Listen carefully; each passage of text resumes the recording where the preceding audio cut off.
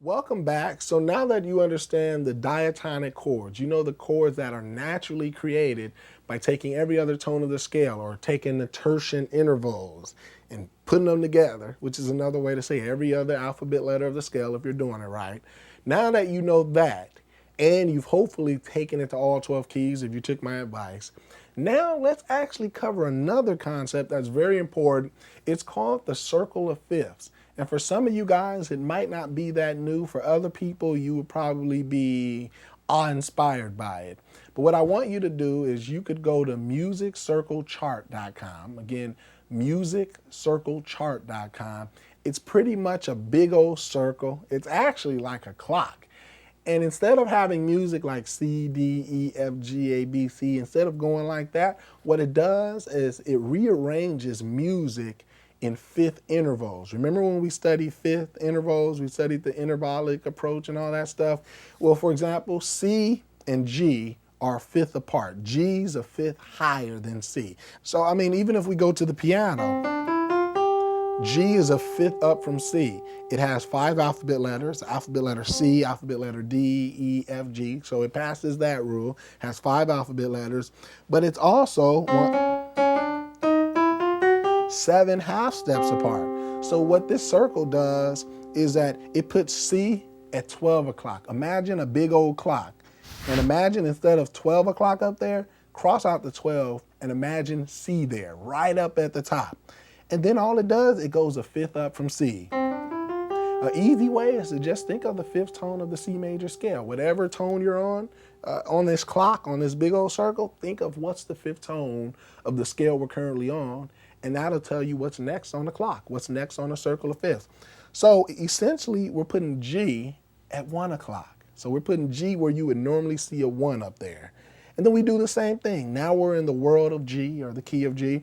Let's go to the fifth tone of the G major scale. That's the easy way to do it. And then that puts us at D. So D is a fifth away from G. G is a fifth away from C. So here's pretty much what you're getting if you do that exercise. You take the fifth tone of every scale. Here's what you'll get. You'll get C, G, D, A, E, B, and then we'll have to start all over. F sharp, C sharp. And then at this point, you're not going to say C sharp, you're going to say D flat. I'll talk about that soon. A flat, E flat, B flat, F, and then C, which I'll do it down here. Now that's going clockwise, meaning if we were to look at a real clock and you look at this circle of fifths, that's going from 12 to 1 to 2 to 3 all the way back. That's great, but let me tell you the real secret. This is your $1,000 secret right here. If you actually go the opposite direction, and some of y'all don't mind pulling the clock back a few years. Some of us don't mind going back in the past. But if you actually go the opposite direction, as if 12 o'clock is coming back to 11, back to 10, and you take that the opposite direction, that's the real flow of music. Some call it the circle of fourths, some call it the circle of fifths. It's all the same thing. I mean, for example, if I was at the key of C, I could say, what's a fifth down from C? And it would give me F. I know some of you guys like to think of F as the fourth tone of the scale, and that is correct if you go up to F. But if you looked at it going backwards, F is a fifth down from C. B flat is the fifth down from F. So that's why you can't really say, well, this is the circle of fourths and not the circle of fifths if you're going this direction. Or some people say, well, this is the circle of fifths and not the circle of fourths. It doesn't matter what you call it. You can call it fourths, you can call it fifths. It's all how you look at it. But what's important is you need to go that direction, that counterclockwise direction, because that's where you'll really see the movement of music. And if you remember that chord progression I showed you in the last segment, remember when we were going from C to A, D to G, E to A, D to G? That's a very common movement.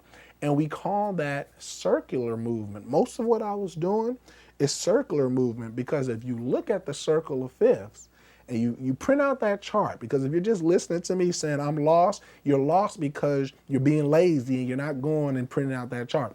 And if you can't find that chart at musiccirclechart.com, just go to Google and type circle of fifths. You'll find 1,000 of those charts, and just really rewind this and look at it. I have this passion for you to understand this. And if you're just watching me and saying you don't get it, that's the reason, because it's nothing to get. It's just a circle with notes on it. And I just explained why they're rearranged that way, because it's really detailing them in fifths, a fifth apart from each other. But what I want to do now is teach you something different, because a lot of people use the circles for key signatures and sight reading. It can tell you a lot about how many flats are in a key or how many sharps are in a key. That's fine. We've already done that. You know your scales. You don't have to use a circle for that. What I want to show you is how chord patterns and chord progressions are created by using the circle. Okay, so start at C on the circle. And then what I want you to do is go to A, and I want you to circle that on the circle of fifths as well. And then I want you to go to D, circle that on the circle of fifths as well. Then I want you to go to G, circle that. And then I want you to come down to E, circle that, come back to A, circle that again if you have to. Then circle D.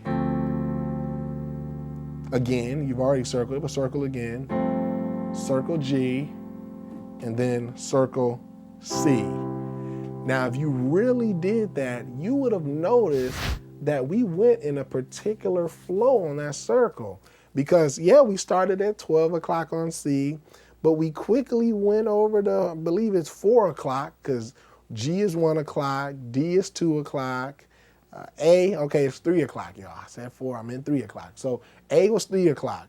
And then what do? That progression took us to D. That's at 2 o'clock. Then what took us next? It took us to G. That's at 1 o'clock. So we essentially were going that direction. I told you it's very important. We went from 3 o'clock on the circle to 2 o'clock to 1 o'clock. And then remember I told you I threw in a little curveball. We went to E, which is the third tone of scale. But that's at 4 o'clock. So we went, okay, we reset down to 4 o'clock, and then we did the same thing over. We went back to A again, remember?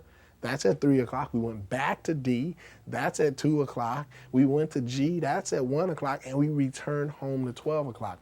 So what I want to explain to you, that is circular movement, okay? That's the direction of music. And if you learn, number one, to pick out the bass, and write it on a notebook, and then take out this circle. So you got what you wrote down on one paper, then you have the circle of fifths on another paper, and just start analyzing the songs you know so far. Just write out their bass notes and just look at them on the circle.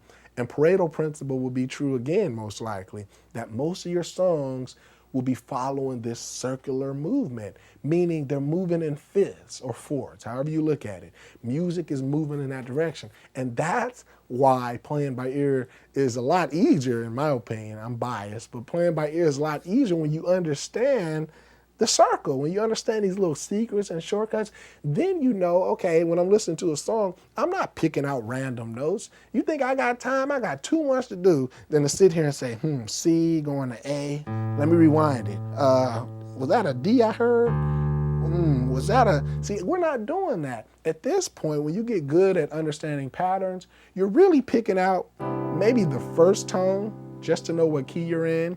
But soon after that, you're using patterns. Because here's the thing. When music sounds too good, you know, there is a type of music that is more predictable than other. And 80% of songs are like this. Composers and songwriters, let me tell you a secret. They're lazy. They're not reinventing the wheel. Now, some of them are. The ones that come and like change the face of music and like it's real different and you're like, I got to learn to like it. That might be different. But when songs sound predictable, meaning you've never heard the song before, but in your head, you kind of know what chord is coming next. You don't have to be a musician oftentimes to know that, you know, something's coming. Like if I play this,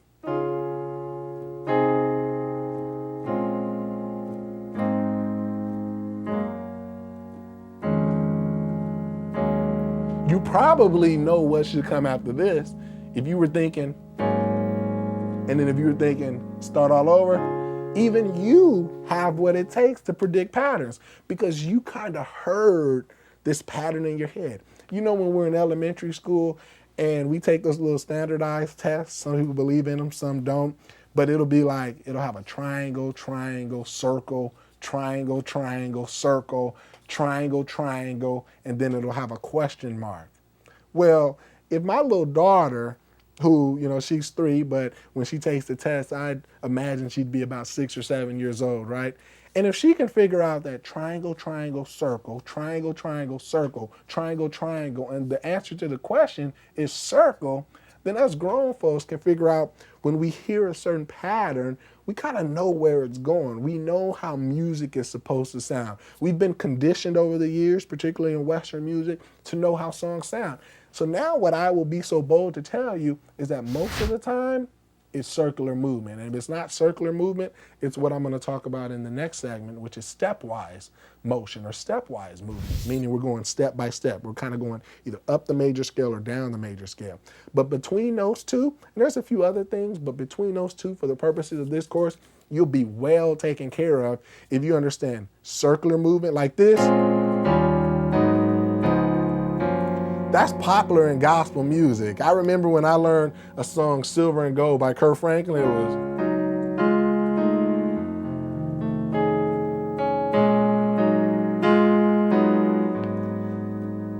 that was circular. When I went, and I used to do, this wasn't in the album, but I used to add my own. I went from B flat to E flat, A flat to D flat, which can work, and then G flat.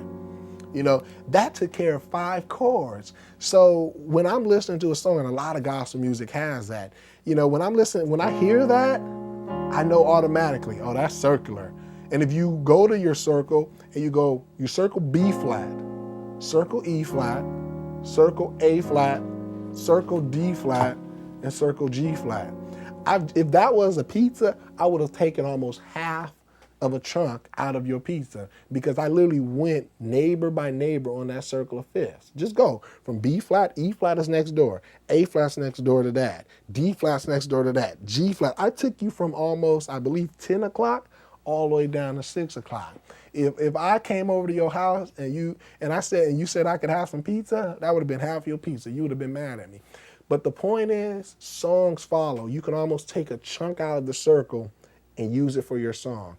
And we were in the flat region, if you will, you know, B flat, E flat, A flat, D flat. Those are the flat keys. We cut the circle in half. The right side of the circle from like 1 o'clock to 6 o'clock, that's your sharp hemisphere, if you will. I made up the hemisphere part. Sounds good. I want it to sound good. But then if you take the left side of the circle, that's your flat. So you got these 2 different worlds, you know, and usually you won't go past 6 degrees. You ever heard this thing called a 6 degree of separation? You're at most 6 degrees from anybody else in the world. If I want to get to Oprah, well, JP may know somebody that knows somebody that knows somebody, and eventually I can get to Oprah after just 6 people. Anybody else in the world, there's a theory. Well, that's how music works. Usually when you get past the 6 degree, it's going to be real dissonance because, for example, on a circle, C and G flat are 6 keys away from each other. They're opposite, 12 o'clock and 6 o'clock. And that's one of the most dissonant, you hear that? That's what we call a tritone. It's between C and G flat. So you generally don't get further than that. So if you think about it, you're going to be working in these little chunks off of the circle. Neighbors, you know, music moves. Now, another thing I want to explain to you is why do we move in circular intervals? Why is that so popular? Well, here's one explanation. I won't say this is it, but here's one. If you go to the key of C, look at the notes of the key of C. Well, it's all white notes. Now, let's look to the left of C on a circle of fifths.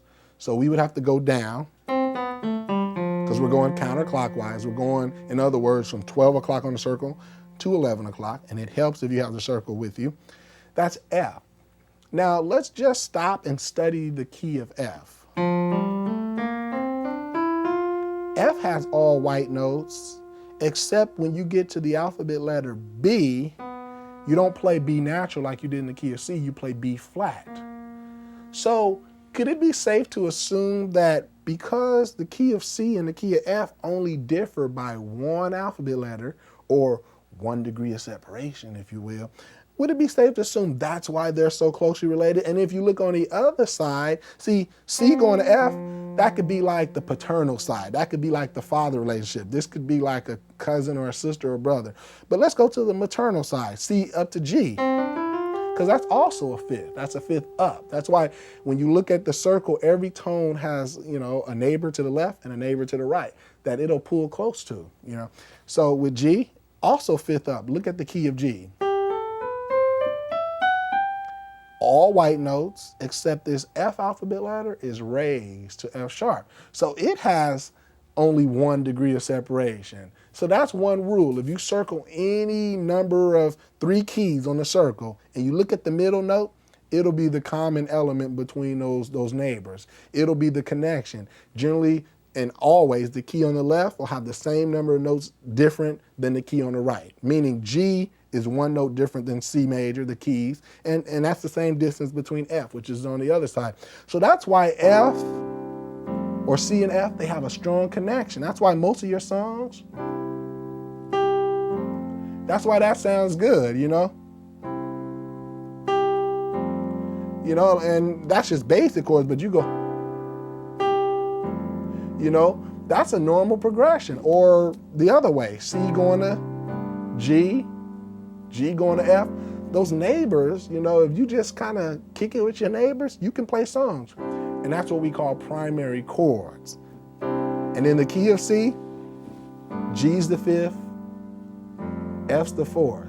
If you just play around with those, Lord, I lift your name on high. There's a song there. Or hallelujah, hallelujah. I'm going to F, hallelujah. Going to G, hallelujah. So I'm at C. Boyz II Men made a song. It's Mama's song.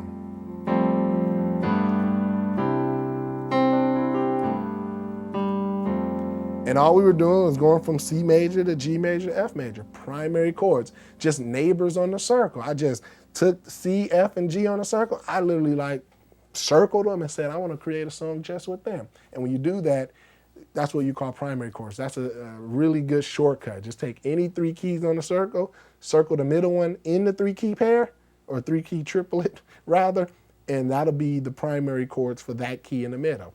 Simple technique there, but you have to look at the circle to really get it. So that's circular movement. So what I want you to do is get good at hearing circular movement. When you're hearing an E minor going to A minor, D minor going to G major or G sus, that's in songs. Or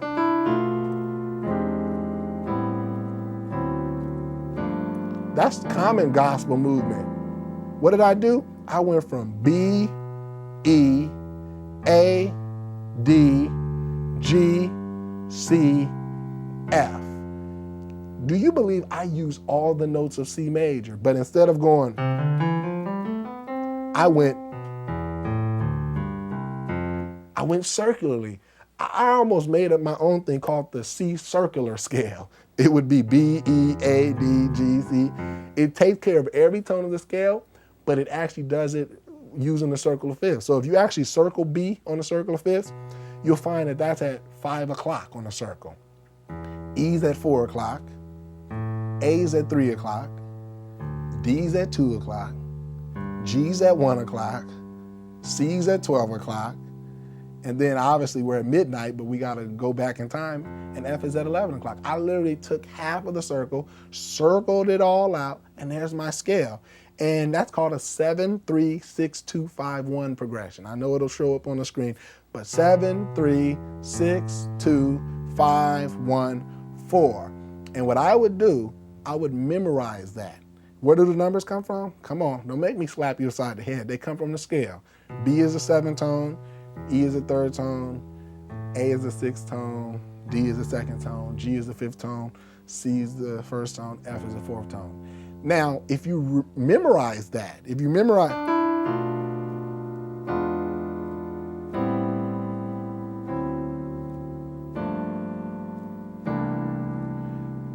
okay, that is very common in gospel music. And sometimes the songwriter might not have enough time to go from the seventh tone to the third tone. But what they'll do, they'll maybe start at the third tone. They'll X out the seventh tone. So they'll go like silver and gold, you know. I put in that G, I wasn't supposed to. But they'll go to the third tone. But you know what? If Kirk Franklin wanted to, he could have went,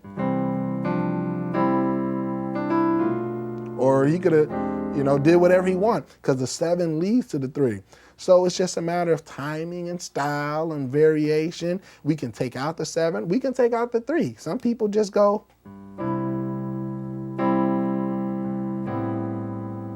you know, they'll go straight to the 6. Some people say, well, that's not, I want to do something different. So they'll go from the 1, they'll skip that 7, because they could use it if they wanted to, but they'll skip it to go to the 3, and then they'll go to the 6. So just memorize 7, 3, 6, 2, 5, 1, 4. That's called circular movement. Every key you can do that in, because every key has a 7th tone, every key has a 3rd tone. And what'll happen is literally 80% of gospel songs will bite from that. It'll take out of that movement. So it may not always be 7 to 3. It may start at the 3 and go to the 6. It may not even be the 7-3. It may start at the 6 and go to the 2. It may not even be the 7-3-6. It may start at the 2 and just go to the 5. But if you understand what's supposed to lead to what, you will be so good. Now, the last concept in this circular movement I want to teach you is something that I taught in Gospel Keys 202, and it's called the 34 principle. Now, I taught this back in 2003.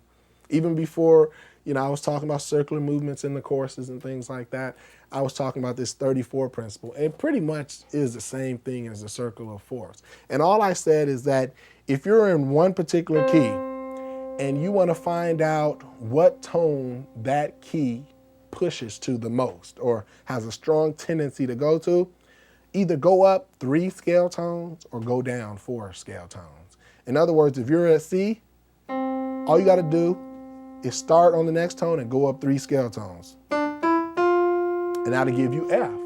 So it's either up 3 or down 4. Because say we started at C and we did the same thing, we went 1, 2, 3, 4. Now remember, you start counting at the next tone. Don't start counting at C. That's how the rule works. It's my rule, I make up the rules.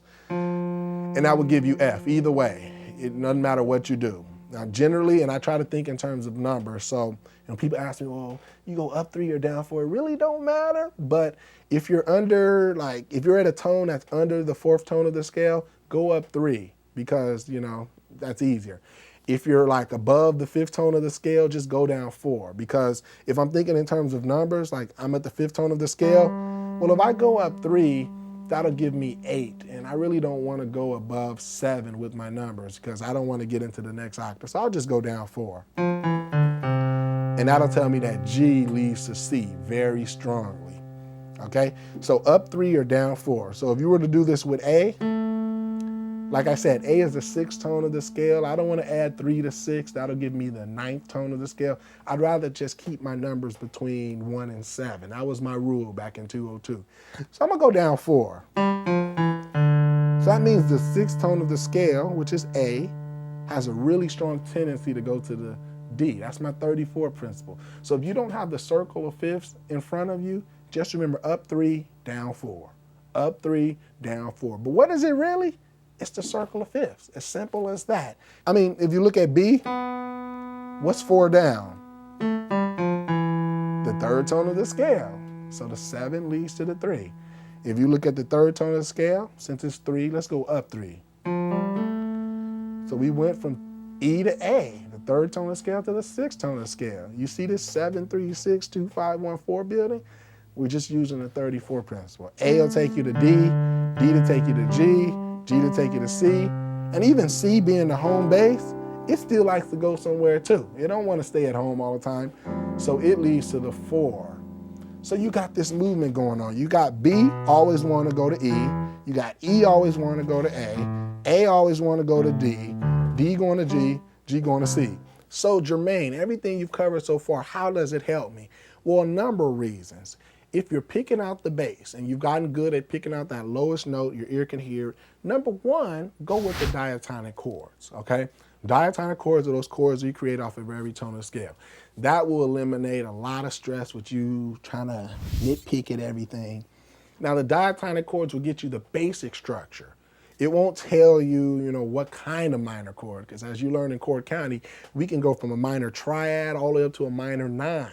That'll depend on the melody note and the nuances. Now, if you're going to spend your time on anything, spend it on the nuances, not figuring out what the song is. It's easy once you understand the patterns to figure out what the song is doing. The nuances, the time should be on, really perfecting the advanced part of it, not what is the song doing? I want to get you past that point. I know everybody has the ability and the power to do that. Now, the nitpicking stuff should be, like I said, the fancy stuff, the minor 9, and what kind of minor 9? What are the order of the notes? That's, what you can really spend your time. And even when you get to high levels, advanced, that's what you're going to spend your time. You're going to rewind the tapes just to get the exact voicing. But for people that don't mind just being in the ballpark, you don't have to do that. I advocate, you don't have to be nitpicking and try to hear the exact voicing. That's for those real A-types that want to know exactly how it's been played like the record. And I don't mind that either. But your time shouldn't be on trying to figure out what's going on. I'm trying to give you the knowledge so you know what's going on. So that's the first thing you do. You pick out what you understand about the first tone to the seventh tone and what chords naturally occur. Once you got that, the circle of fifths, it helps you by understanding what chords usually lead to chords. So if I picked out my bass and, what I can do is I can use the circle of fifths as a shortcut. So when it sounds too good to be true, circle of fifths will usually tell me that the A is going to D, D is going to G, G is going to C. And then I don't have to sit there and pick out 5 bass notes because the circle of fifths have kind of allowed me to relax and it's done the work for me. Okay, and then I can confirm it by listening. And as you get better and better, you won't even have to confirm it. You'll know, oh, that's circular movement. I know that one. And then and when you're in the Gospel Music Training Center, you'll be able to hear the differences. You'll know, oh, I played that in this song, and I played that in this song. And then soon, you'll just shortcut your way. You'll be learning songs in 2 to 3 minutes, 4 minutes. So that's diatonic chords, that's circle of fifths, even a little of my Gospel Keys 202, 34 principle. Let's move on to the next segment.